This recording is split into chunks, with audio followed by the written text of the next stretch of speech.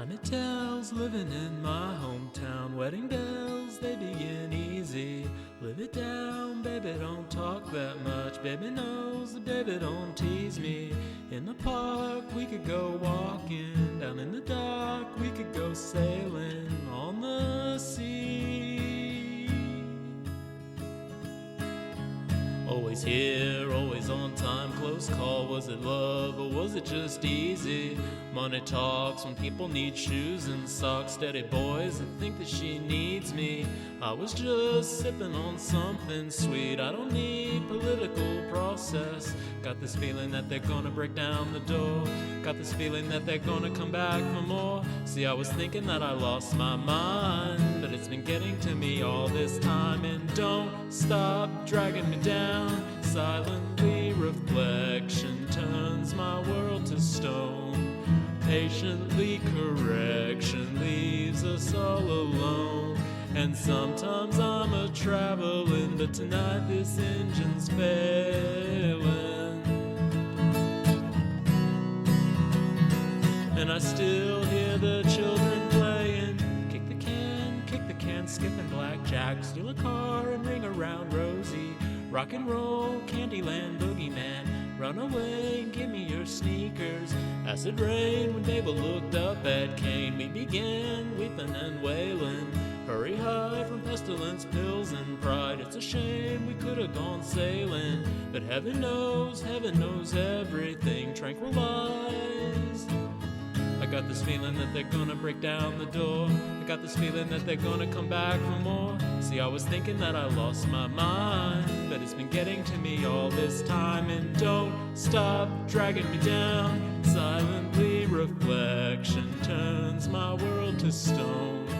Patiently correction leaves us all alone. And sometimes I'm a traveling, but tonight this engine's failing. And I still hear the children playing. Deadbeat dances come to us and stay. 'Cause I don't care where you've been, and I don't care what you've seen. We're the ones who still believe, and we're looking for a page in that lifeless book of hope, where dreams might help you cope, where the bushes and the bombs, oh, tranquilize.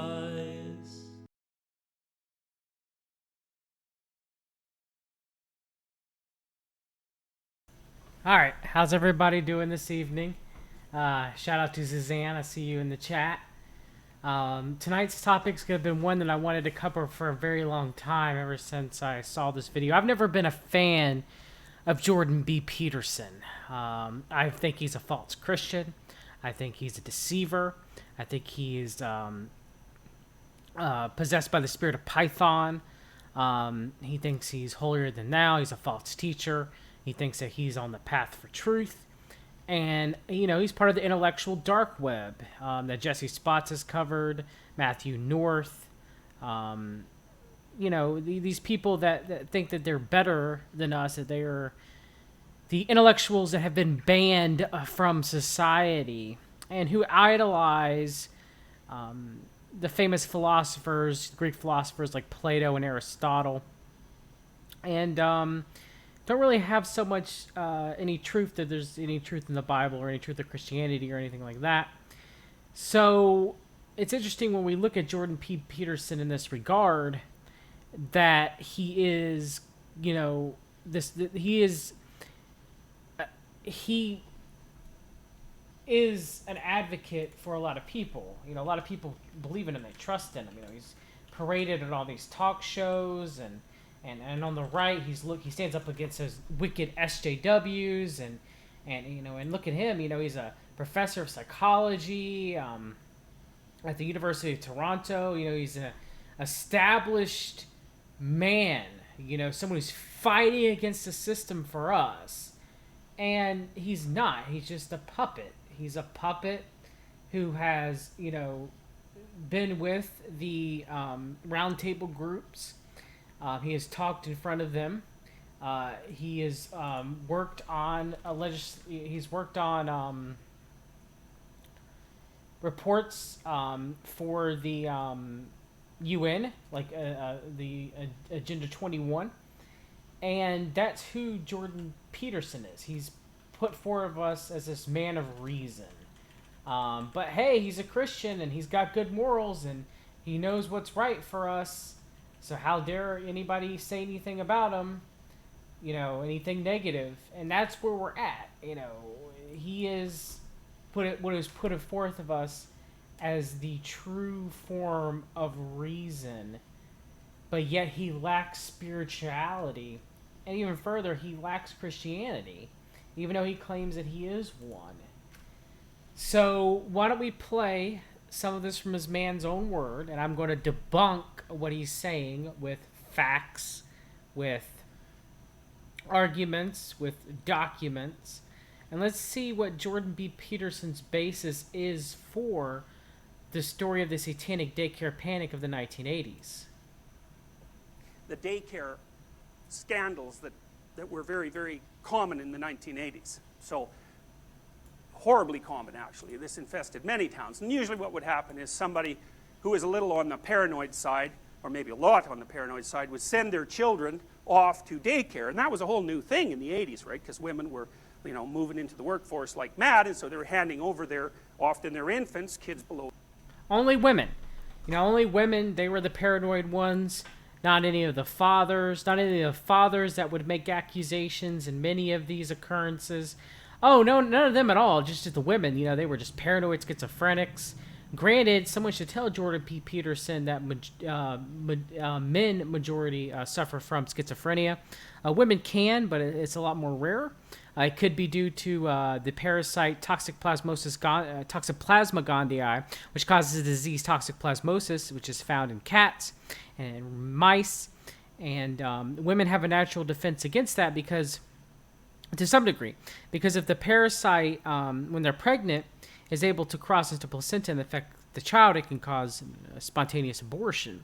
So women tend to be a little bit more genetically resistant to the parasite. Not to say that, a pregnant woman should clean a cat box or anything like that, or be around cats that may have T. gondii, not at all. But I'm just saying they have a natural defense against it, so that might be why, toxic T. gondii, Toxoplasma gondii, has been associated with crossing the blood-brain barrier, causing latent infections in boys, where the parasite starts to cause brain damage over time, which later manifests itself as schizophrenia. But nonetheless, he's painting this narrative that all these women, these mothers, that made these claims, these fake claims, because they're all fake to Jordan B. Peterson. None of them are real. Even if you take the satanic ritual abuse part out of it and just take the actual physical abuse, which I believe both occurred, but however, if you just take the narrative that all these people were innocent and none of these abuses occurred whatsoever, then it's only because these people were schizophrenic, not because actual abuse was occurring. 03 say to total strangers, and for some of them that set up a fair bit of worry, like it still does, and sometimes that worry got out of hand, especially among the people who are little predisposed to paranoid schizophrenia, and maybe even had some previous episodes. And so the kid would come home and the mother would observe, or not, something kind of peculiar about their behavior, and then she'd fantasize about maybe what that was, and then so somehow or another, the child comes home, the mother's sitting there trying to think, what's wrong, maybe there's something wrong with my child, maybe there's nothing wrong with my child. But let's try to do a little bit of imaginative, a little bit of building, and I'm gonna jump to there might be something wrong with my child, and I'm gonna jump to he's being molested by his daycare teacher. Not that there actually were a lot of things wrong with these children that were implicated in these different cases. I've gone over the Glendale Montessori School case where children were molested. There were physically sound signs of that. They had testimonies against James Toward, so much so that he had they were filmed with cowboy hats in his house, which those cowboy hats were found, or that he made him sandwiches with rye bread and bologna, which were found in his kitchen. So, don't take any of that. None of that. Toward's innocent, according to Jordan B. Peterson. We'll get to why that is when he references Satan's silence, and we're going to talk about we're going to read about Satan's silence. None of that. It's just these people are crazy. They just made up these crazy accusations that their children were raped, and they took them to doctors, and all that medical evidence that doctors saw of their children being raped. Oh, that's all fake. That's all BS. Doctors don't know what they're talking about. I know what I'm talking about because I'm a doctor of psychology. I'm Jordan B. Peterson, and you should trust me. She'd start asking the child if the child had been touched in any particular way, and and she'd keep this up for a good length of time, and then the child would start to have nightmares, and then the child would tell the mother about what the nightmares were, and then that would freak her out, and so she'd ask even deeper questions, and soon, her children were... Yeah, so the child's having nightmares because, the child was, I don't know, molested, and... Nah, don't worry about that. It's just schizophrenia. These people are just schizophrenics. It's just all BS. It's just sickening. This is what Jordan B. Peterson goes. Every case of molestation that was brought up during the quote-unquote satanic panic of the 1980s and early 1990s, every single one of those cases were false. Not one of those children were molested. And that's pretty much what he's saying here, that it was all made up by women who were paranoid schizophrenics, who just dreamed in their wildest dreams that something was wrong with their kids because they felt bad that they sent them off to daycare because they had to work because of feminism. And because of that, because of all of that, the first thing that those mothers are going to come to is my child was raped. My child was raped, and... that's it.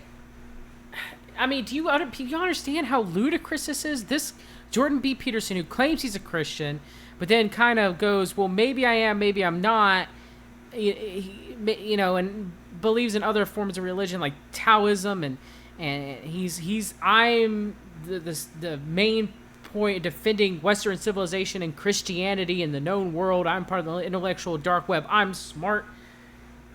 This is what it is. This is exactly what it is he goes, I'm the psychologist, I'm the one with the degree, and John Brisson behind that microphone, who's actually read the books, read the court documents, he doesn't know what the hell he's talking about. I read one book, Satan's Silence. I'm going to get into why that book is flawed in a minute. And because of that, and because I've heard the conventional narrative, that's true. That all these women that made these accusations, I'll bet somehow Jordan B. Peterson doesn't know that actually men made these accusations too as well. Fathers made these accusations that their children were molested. One being a doctor from West Point, and I'm going to get to that. But no, none of that. No, they don't know what the heck they're talking about. None at all. I know what I'm talking about because I am the knowledgeable one. I am the expert. And that is me. Were telling her that horrible things were happening to them at daycare. And so then she'd go to the police, and they wouldn't look into her psychiatric background, and then the police would go out and they'd start to interview other children. And if they interviewed them properly, then the other children would start to produce all these stories as well. Now, how did that happen? Well, a bunch of ways. The first is, the police would ask leading questions, like, did anyone touch you? Well, of course, someone touched the kids. I mean, people touch kids. Did anybody touch you there? Well, that's not a question. That's a piece of information. The piece of information is, if someone... No, none of the police officers, none of them at all, none of them knew how to properly phrase questions, or the psychologists that talk to the children, or the social workers that talk to the children. No, because... it would be impossible. They want to catch these satanic pedophile abusers. That's what the cops want to do. They want to get their men or get their women. So, instead of actually asking true questions or trying to interview kids, because Lord knows, kids could never get their stories right. Am I right? I mean, children are dumb. Am I right? I mean, they just want to impress whoever they're talking to. They would never, even though there's physical evidence of abuse, There's children who came up with sexually transmitted diseases. Oh, that's fabricated. Oh, no, that is just fabrications of a corrupt system, fabrications of police officers who want to get their men or women, and false accusations. There's big business in that. Big business in false memory. I would know, because I'm Jordan B Peterson. I'm the psychologist. I am the #1 expert on this. Except I just read one book, never read any court documents or did any research or talked to any of the victims. No, none of that at all. I just read one book and I'm the expert. One touched me there. An adult would be very interested in that, right? So now, what's a child doing when he's answering an adult's questions? Well, the child doesn't bloody well know. What the hell do they know? They're like 3, you know. They can hardly organize their story. You know, if you're talking to a kid and you want to get them to give you an account of their day, you have to really guide them through the organization of their memory. And partly what they're doing when you're doing that is they're looking at you, trying to figure out if they're telling you the right things, which is what they should be doing, because what they're trying to learn to do is to tell people things in a way that they'll understand them. But that makes the child very, very responsive to the nonverbal and verbal cues of the adult. You think about how fast those little rats learn how to pick up language, you know. It's really very fast. Oh, children are rats. You know, I got a daughter. You know, she's a rat. It's so interesting how, you know, my daughter, you know, I'm speaking as Peterson. So interesting how she picked up language, you know, because she's a rat. You know, children are rats. You know, they don't know anything. I mean, one minute they're dumb and they make up stories to please adults, and then the next minute they catch on to things and they're super intelligent, so they know what they want to get for praise. Well, which one is it? Which one is it, Jordan B. Peterson? It can't be one or the other. That's a logical fallacy. But no, you're the expert. And I'm just a guy in the shed in his backyard making videos with no college degree. That's me. And you're the one emboldened by the spirit of Python, of false teaching, to go around and say, I'm the expert, you should trust me. I'm going to go on all the talk shows, and all the women and the mothers are going to love me, and people are going to read 12 Rules for Life and not understand that serotonin is the chemical that's associated with mood stability, even though I'm going to say it's the chemical associated with happiness, because somehow I mess up dopamine and serotonin when I'm talking about blue lobsters. No, that's me. I'm Jordan B. Peterson. I'm the expert. And no one really teaches them. They're just paying attention like mad. So you get a bunch of cops who are on a half-cocked adventure, and they think there's some serial sexual pervert in their midst, and they go interview, you know, 15, 20 kids, and they do it a lot. They use little dolls, and they do it a lot, and they do it a lot, and they do it a lot. Does Jordan B. Peterson know that it wasn't cops that were doing these interviews? Most of the time it was social workers and psychiatrists and psychologists and family counselors and sometimes lawyers. And yeah, cops were involved, but they weren't the main ones doing, hey, sweetie, show me where, you know, Raymond Bucky touched me on this doll. You know, the guy from McMartin Preschool. No. He doesn't understand there's so many other people. He's the expert, though. He doesn't get that. You know, it's just the cops. You know, they're going to get their men. And I'm not saying that the cops weren't involved. They were. They were in a majority of these cases. And a lot of them were outraged when justice was not served. But the interesting thing is he's just saying it's cops. He's a psychiatrist. He should know this. He should know this as a psychiatrist. That they get... he should know about the interviewing process because of that. But no... That's the million thing about this. And, you know, Peterson's not a psychiatrist. I'm sorry, he's a psychologist, clinical psychologist. But still, he should know. He doesn't have a doctorate of psychiatry. So, but he should still know. And the thing is he acts like it's just the cops, that there's no one else involved in all this. And sooner or later, all the kids start having nightmares, and then they start telling the cops there's all these terrible things happen, like they're taken into underground caverns and they're stripped naked and they're forced to like leapfrog over each other, and like you just can't believe it what happened. You can't believe it. It's all documented in a book called Satan's Silence. Okay. Let's talk about Satan's silence. Let's talk about. I'm gonna interrupt you a minute. I'm gonna interrupt you a minute, Jordan B. Peterson. I'm gonna interrupt you a minute. All right. Let's do a little bit of reading the documents here, because Lord knows you can't. Nathan and Sedecker's dedication page. No writer has done more to perpetuate, and this is from The Witch Hunt Narrative, Politics, Psychology, and the Sexual Abuse of Children by Rossi Chet. Rossi Chet is no conspiracy theorist. He does not believe in satanic ritual abuse. However, from this point of view, and this is excellent, excellent book, he does write that molestation of children did occur in many of these cases that are quote-unquote the witch hunt, the satanic panic narrative. During the 80s and the early 90s. So let's read what he has to say about Satan's silence. No writer has done more to perpetuate the view that scores of people were falsely imprisoned on charges involving satanic ritual abuse in the 1980s than Debbie Nathan. Debbie Nathan, of course, she's Jewish. She is a feminist writer. She also wrote a book on the defense of pornography. Not that pornography is something that we should abstain from or do our best for society to abstain from pornography. No. According to her, it's that shame. It's that shame against pornography that makes it... That's the problem. Okay, not the lust, not any of that. And look, mostly everybody in this chat, everyone's watched pornography, okay? People fall into the trap of pornography and the lure of lust. It's for us as Christians, for us to fight against that, okay? To do our best to repel that.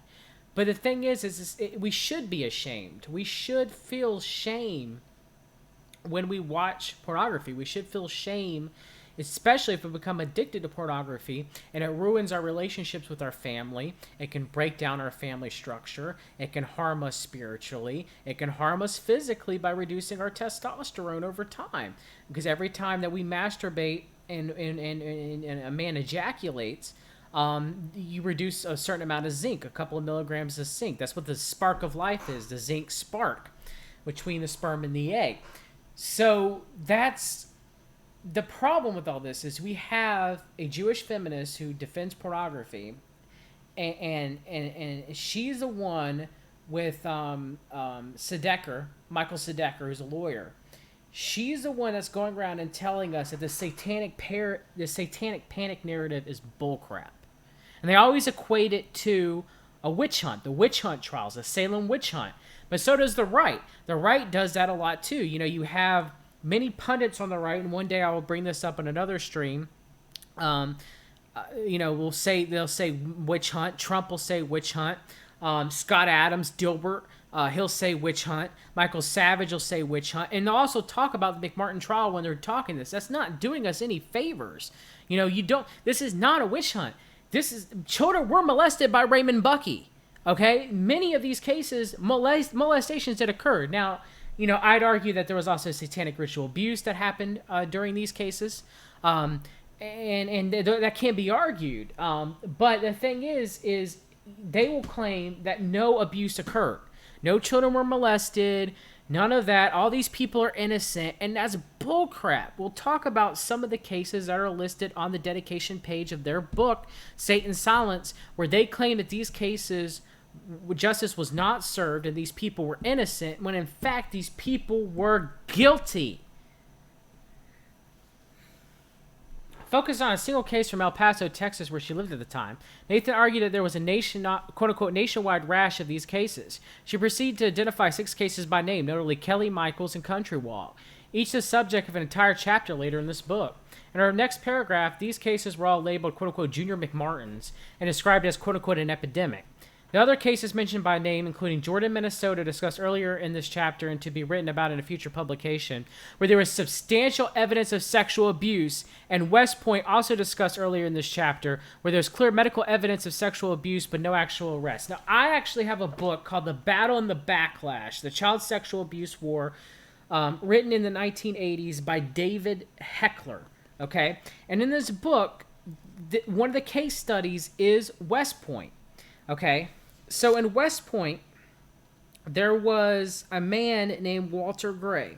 And in 1984, he reported that his daughter Donna first told him that she was molested in the West Point Child Development Center. Okay? So the thing, and me and George from CavDev.org are going to cover West Point in depth during this time. Okay? But the thing that makes Walter Gray so special was that he was a man who was in the military, and he made this claim about his daughter, which I believe to be true, and the evidence shows that it's true, that she was molested at the West Point Child Development Center. Now, was he for one, Jordan B Peterson, as a man, that ain't a woman, Walter Gray was a man. And second, did he have schizophrenia, this military officer? Did he have schizophrenia? That's a question I want to ask, because I don't think he did. That's just me. I don't think he did. And I don't think his wife Donna either, because his daughter came home from the child care center with a bloody vagina, and told her that a teacher at that center had jabbed her repeatedly with a pin. The parents took the child to emergency room at the base hospital, where she examined, and her injuries were confirmed. Vaginal lacerations. So, they tried to bury it. The FBI came in. They tried to bury it. They tried to give Gray, move him higher up the military ladder. Give him some more medals to get him to be quiet and shut up. And that didn't work. So all of this is very interesting, because he's not a girl, Jordan B. Peters. He's not a woman. He's not a hysterical woman. He's a military career man whose daughter was sadly molested. And he doesn't have schizophrenia, and his wife didn't have schizophrenia. So again, I ask, why? Your narrative is bullcrap. You read a book written by 2 disinformation agents, okay? And that is your claim that all of this is a satanic panic narrative. It's not in the slightest bit. So, again, that's a problem. This leaves 2 cases that might conceivably support Nathan's nationwide claim. The Barkman case in Niles, Michigan, discussed earlier in this chapter, and the Amaral case in Malden, Massachusetts, to be discussed in a later publication. In short, Nathan's first article claimed there was a national trend on the basis, at best, of a handful of cases, but few of these cases actually support the claim, if any. Nathan's 1995 book with defense lawyer Michael Schedecker contains a longer list of names that have been widely cited as evidence of the nationwide trend of witch hunts involving child sexual abuse claims. The list was presented on the dedication page of their book, quote-unquote, to the men and women still incarcerated, including the names whose names we know. Information about these cases are contained in Table 3.3, which we'll look at. Unlike the Charler and Dowling list, where many of the quote-unquote cases did not even involve criminal charges, Nathan Sedecker's list consists entirely of people who were actually in the prison at the time of the publication, making it... Oh, come on, I had this listed earlier. Let me reload it. It's blocking me now. I had it up earlier. All right, there we go. Much stronger list on its face. One book reviewer cited this list along with the phrase, quote-unquote, whose names we know as evidence there must be a national trend much larger than the names listed. So let's look at some of the cases, okay? Kern County, California, multiple names, 9 number of names, 1982, 1985, wrongful convictions, yes and no. Malden, MA, defendant named Almiral, 1, 1984, undetermined. So when we're looking at this, we have...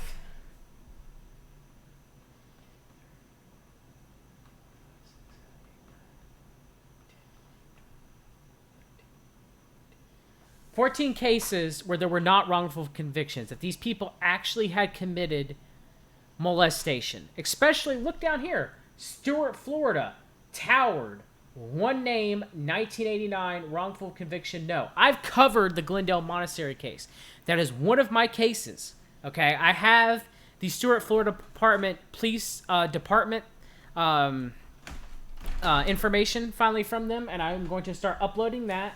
And I'm going to start covering that.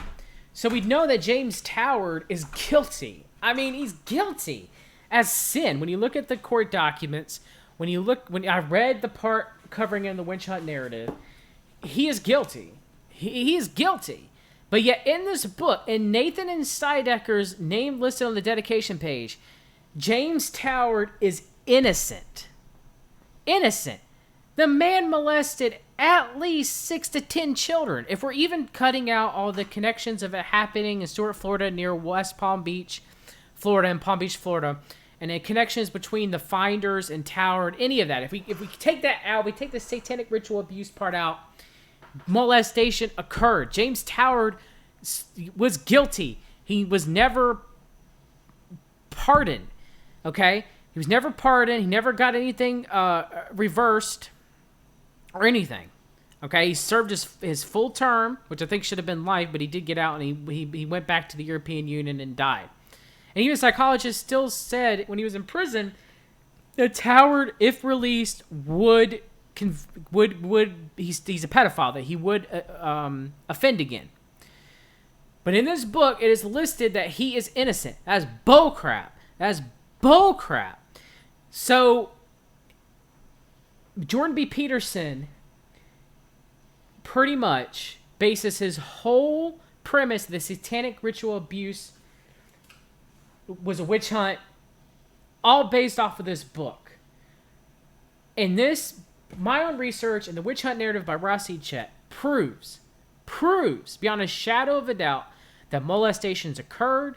They occurred quite frequently. And actually, one thing that scares me is they still occur to this day, but you don't hear about it anymore like you did during this time period, because if you hear about it and it came out, oh, that's just satanic panic. That's all it is satanic panic. Lists with complete names of specific places look authoritative. They have a certain precision. Michael Joseph Schildemeyer, Eaglewood, Iowa. But they're much less than meets the eye. First, the list is strangely disconnected from the book. 12 of the cases included on the dedication page is not even listed in the book's index, even though the index includes cases that are mentioned on just a single page. Moreover, 2 of the cases are included in the index but cannot fairly be counted as being recovered in the book. And none of the names from the Winnetachi case, which accounts for 1/3 of the names on the list, are even cited in the book. Instead, the Winnetachi cases are discussed once in a sentence that is in parentheses. There are also 2 puzzles in this list, and I've read Satan's Silence. That book is bullcrap. Both involve cases with 2 defendants, one of whom is included on the list. A skeptic might wonder why so few of the quote-unquote allegedly phony ritual abuse cases listed on the dedication page are actually included in the book. It argues there was a nationwide trend of such cases. The Satan's Silence list suffers from 2 of the same problems as the list complied by Challer and Downing. First, is filled with exaggeration regarding satanic elements. Most of the cases on this list had nothing to do with satanic ritual abuse claims. Second, I disagree with Rossi Chet there, but again, I still go with the basic narrative that molestations occurred in majority of these cases. Second, the list features cases in which there was substantial evidence of guilt. I've done enough research on 17 of these 21 cases to reach at least a tentative conclusion about whether the case involved a wrongful conviction. The judgment is tentative in 4 cases. In the Aldridge and Wilcox case from Dayton, Ohio, one judge overturned the criminal convictions, but another rejected the defendant's subsequent claim for civil damages, finding there was actually substantial evidence of their guilt. Similarly, Lawrence Wright made a convicting case in the New Yorker that the Ingram case from Olympic, Washington involved a wrongful conviction. But Karen Olio and William Cornell published a subsequent article that raises substantial doubts about Wright's claim. The Parker case in North Carolina was described by Martin Gardner in the Skeptical Inquirer as a wrongful conviction, but newspaper accounts and appellate documents suggest it was not. The conclusion is tentative, because the transcript is not currently available. The only available copy is the possession of a defense lawyer who is unwilling to make it available for fear it might damage his client's ongoing effort to overturn his conviction. Finally, it would take many years to research the Winnetachi cases thoroughly, but there's enough evidence to suggest that the labeling of the entire matter of witch hunt is highly inappropriate. A local television station broadcast a prison interview with an adult woman who had pleaded guilty, even after the criticism of the case maintained that she and other adults have engaged in sexual contact with numerous children. It's also apparent there are false convictions in a Winnetachi spurred by a sheriff who would later be discredited in many ways. The false conviction problem has been expounded on the media and in a book by a defense lawyer, which has been lost in all of those accounts is any sense that some of the cases were well founded, that some were rightly not overturned, and that some were not even challenged. Only 3 cases involved wrongful conviction. The clearest case is Bernard Barron, discussed below. The two other were massive cases that involved wrongful convictions and well-founded ones. Kern County, the earliest cases of all, and Winnetochee from 1995. Even if all 4 of these quote-unquote undetermined cases were wrongful convictions, that would mean only 7 of the 21 cases bear out the argument of Nathan and Steidecker's book. In short, the dedication page, which has persuaded so many people with its specificity and length, actually provides surprisingly limited support for the primary thesis of the book. The rest of this chapter provides case-by-case details to support conclusion, analyzing the cases in chronological order. All right, there you have it. Rusty Chat says it very well, though I disagree. I do think that satanic ritual abuse was occurring in many of these cases. And I do think that there were a few cases, a handful of cases at the time, where people were wrongfully accused, and I will talk about that on a later date. But that being said, though, however, majority of these cases, abuse occurred at the minimum. I believe satanic ritual abuse occurred myself, and that there was no witch hunt. These happen, and they still happen to this day. So let's continue with the intellectual savior of the message, the modern-day Carl Jung, Jordan B. Peterson. Which was written by a social worker and a lawyer. It's mind-boggling. The longest prison sentences in American history were handed out to a series of middle-aged women who were taking care of little kids. And the FBI even came up with a whole new criminal category: late onset female sexual offender. Well, why didn't that category exist? Nah, Jordan B. Peterson. Women never molest. Now, frankly, most molestations that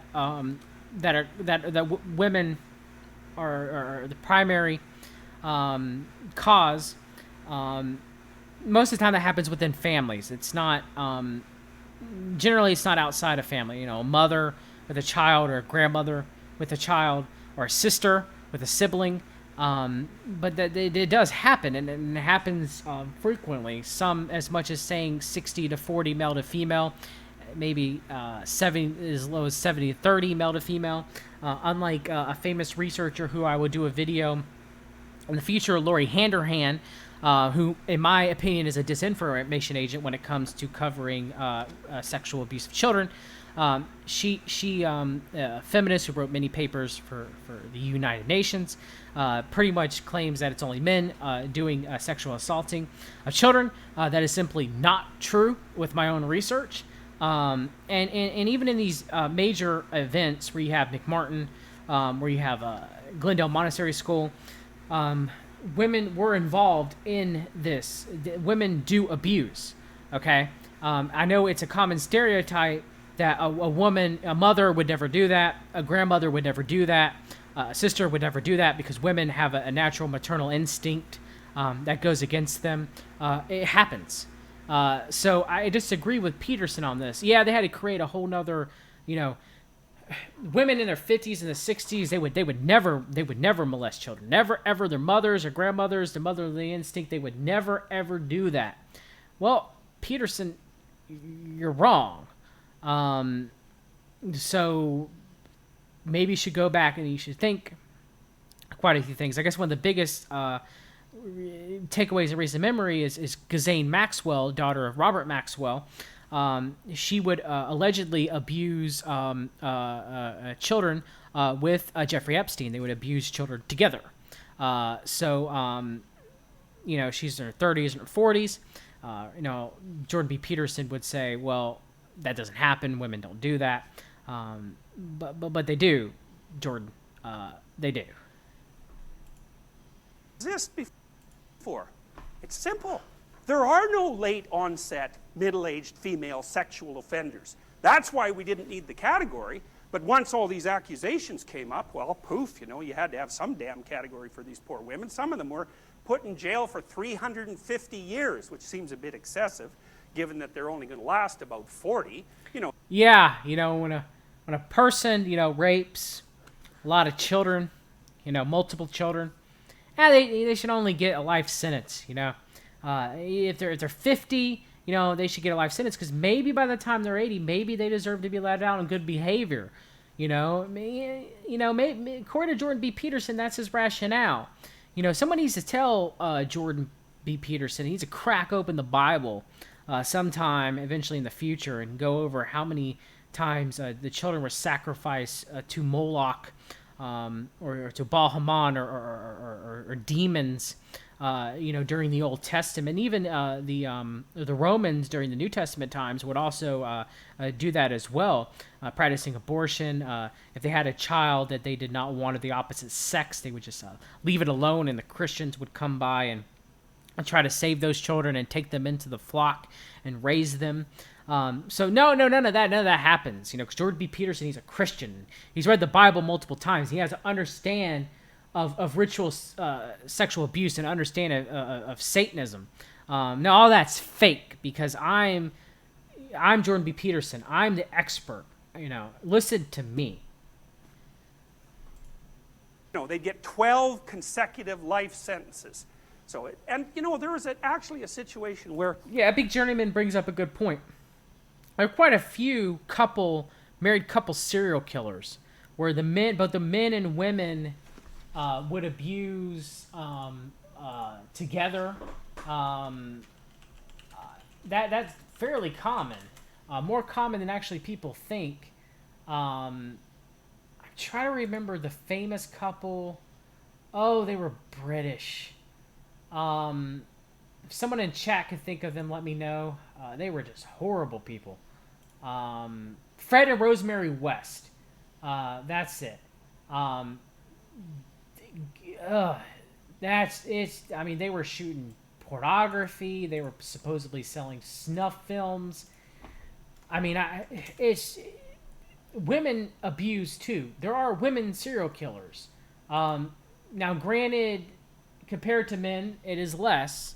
Some people might actually argue that it's comparative. Women just are serial killers in other ways, like nurses, for example, that maybe give their victims too much medication. But it's just interesting how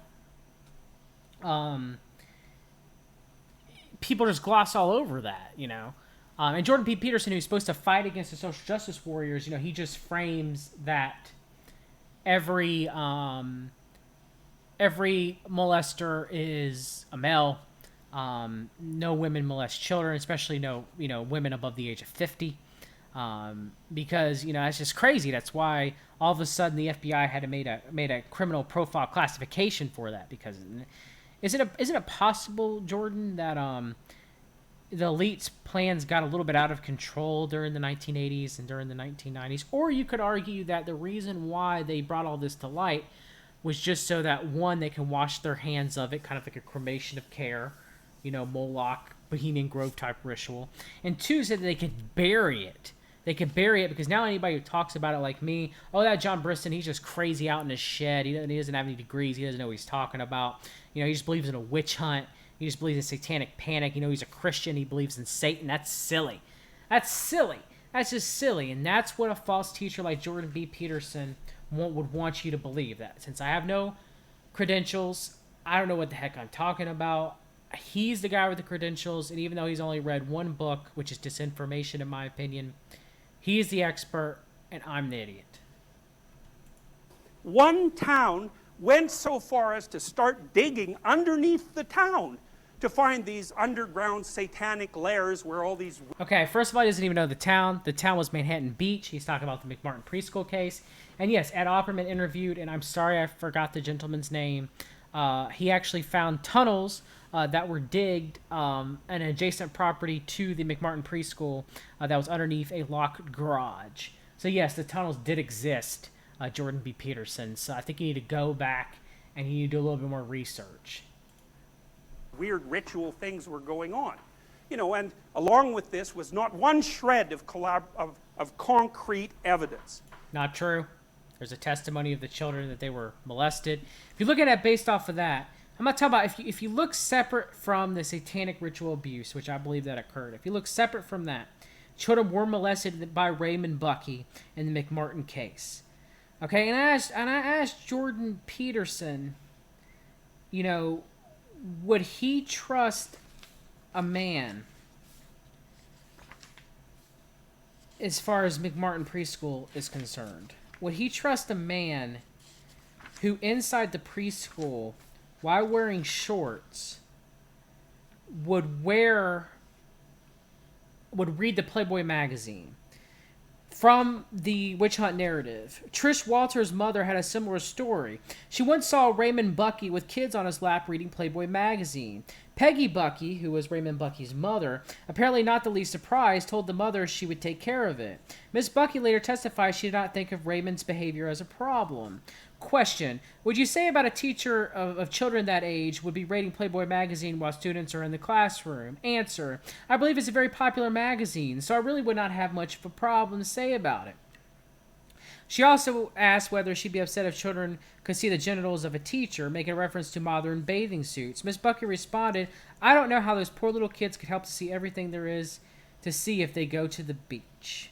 In addition, Peggy Bucky, who was molested herself, said that she would always continuously watch her son Raymond Bucky when the children were sitting on his lap or hanging from his neck to see that if he ever had a hard-on and that she would have noticed it.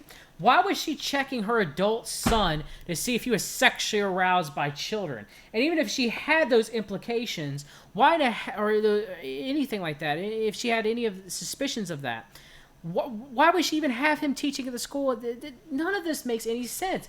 But then again, Jordan B. Peterson's only read a book that disproves it, and I just read court documents to you, so of course I don't know what I'm talking about. Jordan B. Peterson's the expert. But then I'm going to ask you, Jordan, would you let your daughter sit on Raymond Bucky's lap in McMartin preschool while he was reading Playboy?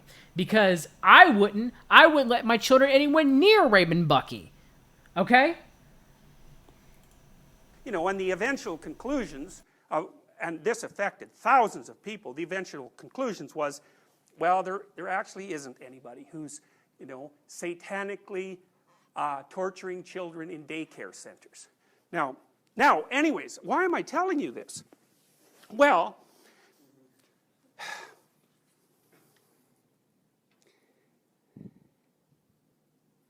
what the children were doing, you think about it, how the hell did the children come up with these weird ideas?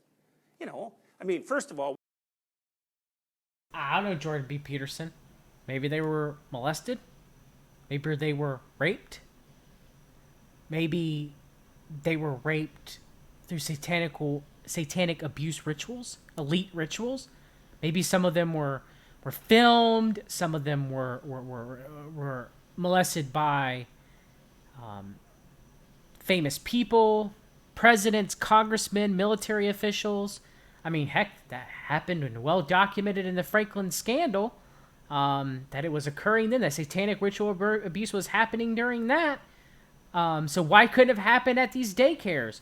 Tell me why why Marion Petty, the leader of the Finders cult, sent Toby Terrell to McMartin when all this was going on to get information, to find information. You tell me, Jordan B. Peterson. But no, the Finders cult, they had nothing to do with pedophilia or child trafficking or anything like that, because that's just satanic ritual abuse narrative, satanic panic narrative, witch hunt narrative from the late 1980s. Oh, none of that. No. None of that happens. Because Jordan B. Peterson, the big Christian, in my opinion, doesn't believe Satan exists. Doesn't believe that the elite follow him, worship him, believe him. Doesn't believe that he's the prince of the earth. Oh, no, none of that. No. Can't be. we should note that children are not stupid.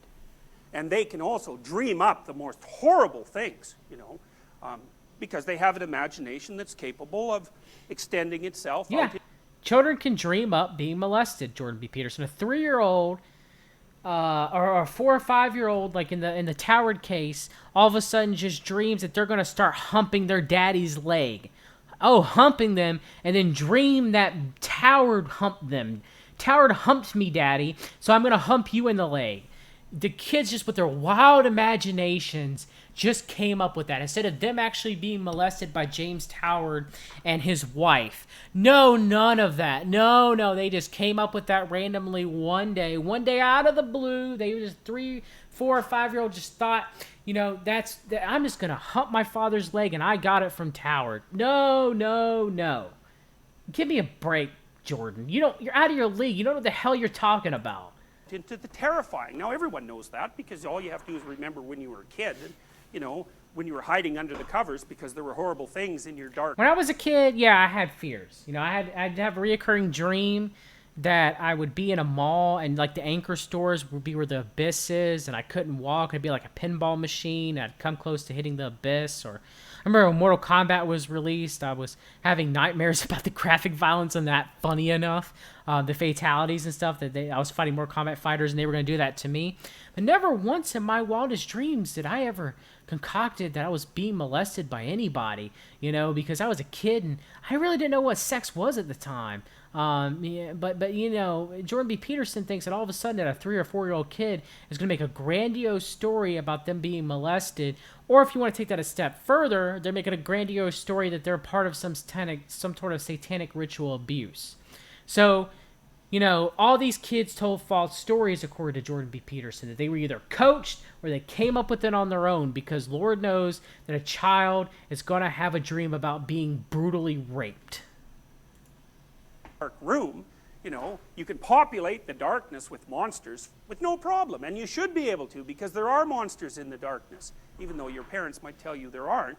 It's like, oh yeah, Jordan B Peterson, you just spent 5 minutes and 30 seconds telling me, everyone out there, and children, my children or whatever, that there is no Satan, there is no satanic ritual abuse, it's all lies. And that molestation would never occur in a public place, in a school, in a daycare center, in anywhere. It won't occur. It won't ever occur. And that's a problem. Is he's sitting there saying, yes, monsters exist. You should be scared. You should have nightmares. But, you know, real things, you know, like being molested at a daycare or at a church, you know, by a Catholic priest, or a Southern Baptist church, you know, allegedly by Council for National Policy member Judge Paul Pressler. None of that ever happens. None of that ever happens. Just it happens by family members, you know, neighbors, you know, people you know. there might not be any dark monsters in that particular piece of darkness, and that's a perfectly reasonable thing to tell your children. But in the darkness as a whole, it's like, yeah, look the hell out. So the children aren't stupid. Now, so then the adults start to question them, and the kids are, the back of their brain, the little imaginative part is thinking, what do these people want? What do these people want? What do these people want? And so they'll throw... Again, Peterson, are children dumb like you talked about earlier? Or are they mastermind? Is a 3-year-old a mastermind genius who's able to come up with wild tales of abuse at the bare minimum, or sexual or Satan, ritual satanic abuse at the maximum?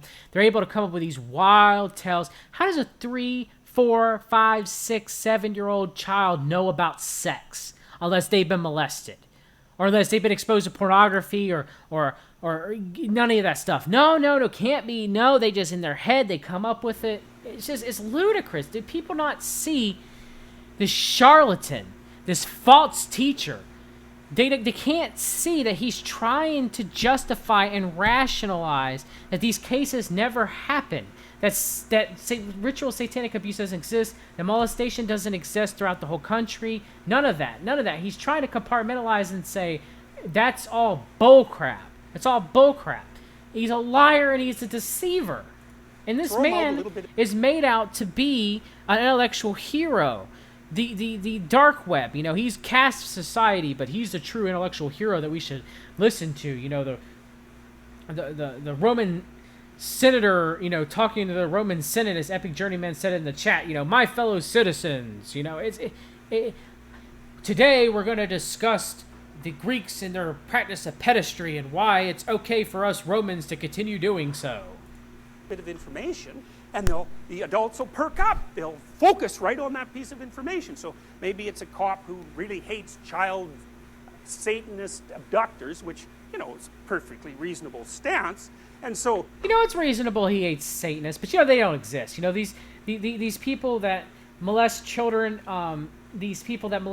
through ritual satanic abuse or elite abuse, none of that exists. It's all witch hunts, but The cop who believes in the cop that tracks it down, Gary Dory, who lost his life, the private investigator who lost his life in the Franklin scandal, who him and his son died in a plane crash. He was killed by the elite. Oh no, he was doing his good job. Good job, Gary Dory. Good man.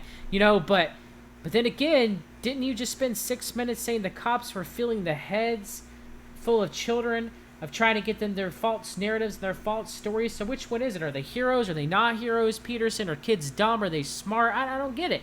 You contradict yourself so many times in this 6-minute clip. It's ridiculous. When the child offers any information about the existence of such a thing, well, the cop will perk up. And then the child thinks, oh, I see, well, so sort of what's going on seems to have something to do. They don't think this consciously, but their imagination is working. How do I model the reality that's being presented to me? And that's when the dreams start to kick in too. Okay. So, by speaking in the appropriate way, you can get all sorts of things churned up in the unconscious minds of your listeners.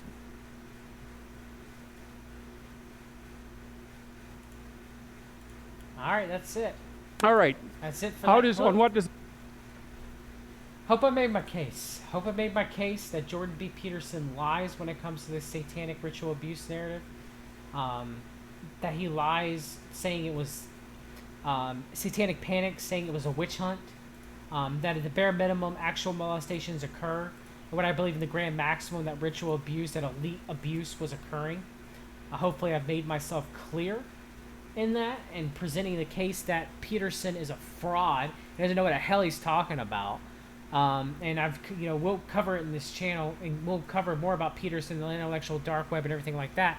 One thing I want you to mention: Jordan Peterson dines with globalists at the Trilateral Commission. So yeah, Jordan B. Peterson last year went to give a speech at the Trilateral Commission and dined with them in Slovenia. So Jordan B. Peterson's our guy. He's our man. We can trust him. He's a clinical psychologist that tells us to clean our rooms, that tells us to make sure that we wash our penises, and he fights those social justice warriors. He goes on Ben Shapiro, he goes on Joe Rogan. He is the one to tell us. He is the man of rationale for the masses, to tell us that he's a Christian, that he's fighting for Western civilization, that he's fighting for Christianity. But the thing is instead he's going around and telling us that Satan does not exist, that Satan is not the prince of the earth. Because satanic ritual abuse does not exist, and all the cases associated with them were fake. That is who Jordan B. Peterson is. He embodies the spirit of Python. He is a false teacher in the highest regard. He is a false leader of the masses, a guru, a man who will lead people far away from the truth as far as they can possibly get them under the guise of self-help, that he is helping them get their lives together. His rules for life. Be a responsible person. Be a man. Don't lie. Instead of following the 10 Commandments, none of that. Follow Jordan B. Peterson's rules for life. That's what's important. So I will be further exposing Jordan B. Peterson in the intellectual dark web. Jesse Spots does some excellent work on exposing them. Jan Irving did before he took the Council for National Policy's money, in my opinion, their paycheck, last time he was on Alex Jones, and completely went off the deep end and is trying to equate the Muslims with Masonry, and forgetting about the B'nai B'rith's origins with the Ku Klux Klan and Masonry. And yes, the Shriners do have ties to Islam, but he's forgetting about Kabbalah, and he's forgetting about the Babylonian Talmud. And because of that, and there's also been some indications that Jan Irving may have connections to Mormonism. I believe his connections to the Council for National Policy. I've never been a fan of Jan Irving. I've never been a fan of his work. Occasionally, I do think he does good things. But that being said, nonetheless, he's definitely bought the farm now. He's definitely not our guy if he ever was. I don't think he was. I don't believe in the guy who comes from being the pusher man and the supplier to Joe Rogan, later becomes the truther for us. I just don't believe in that narrative. Just like Jordan B Peterson, who took over Timothy Leary's old teaching position. So Jordan B Peterson's not our savior, and Jan Irving is not our savior either. And both of them suffer from the spirit of Python. Jan Irving thinks that he is an intellectual. He thinks that he's intelligent. He thinks he's smarter than everyone else. He thinks he has everyone else fooled. And he's sold out. He's sold out either at the very beginning. He was disinformation for the very beginning, or you could take the narrative that he sold out later on when he recently went on Alex Jones and then started pushing almost a pro-Zionist message. And I'm not going to say that some of the guests he had on, the guy who covered Sabbateanism, I've covered Sabbatai Zevi. I will cover more. I would do an in-depth study in Sabbateanism and its infiltration of modern day, a lot of modern day Judaism.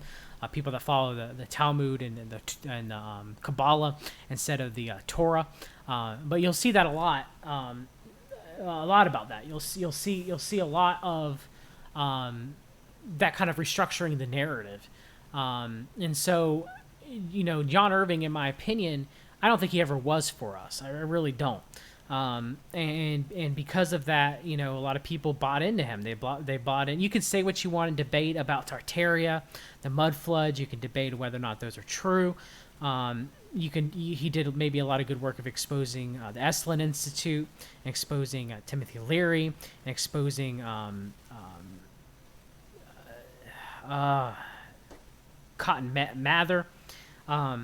But that being said, though, you have to look at it through the lens that Jan Irving was not our guy, and you have to separate the chaff from the wheat. It's very difficult to do. You have to use the lens of discernment.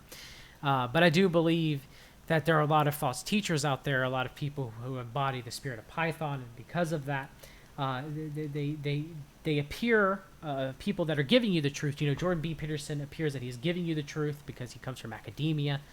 Jan Irving appears that he's giving you the truth because he's just like you and I. He's done the research. He's read the documents. And in doing so, they lead many people astray. They are wolves in sheep's clothing, in my opinion. Well, that's it for this evening. I hope you guys enjoyed the show. Later this week, I will finally present the first part of my PowerPoint presentation that is very well sourced, that Donald Trump is definitely connected to Jeffrey Epstein. There is no doubt about that. So I hope you guys enjoy that. That's it for this evening. Take care, and as always, till next time, always read the documents. Good night, everybody. God bless.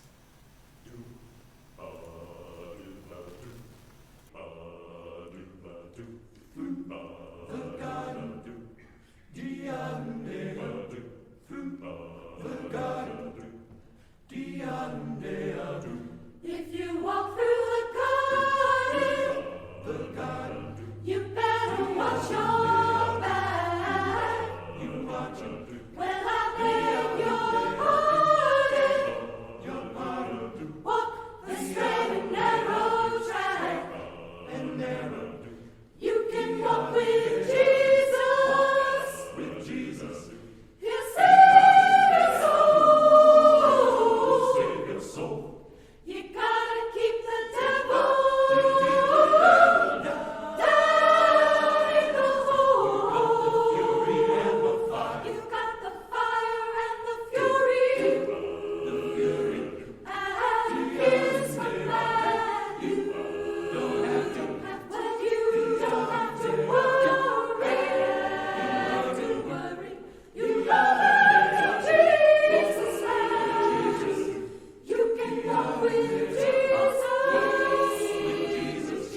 He'll save your soul. You gotta keep the devil down in the hole. And all the angels sing about Jesus' mighty sword, and they'll shield you with their wings. They'll keep you close to the Lord. Now don't pay heed to temptation, 'cause his hands are so cold. You gotta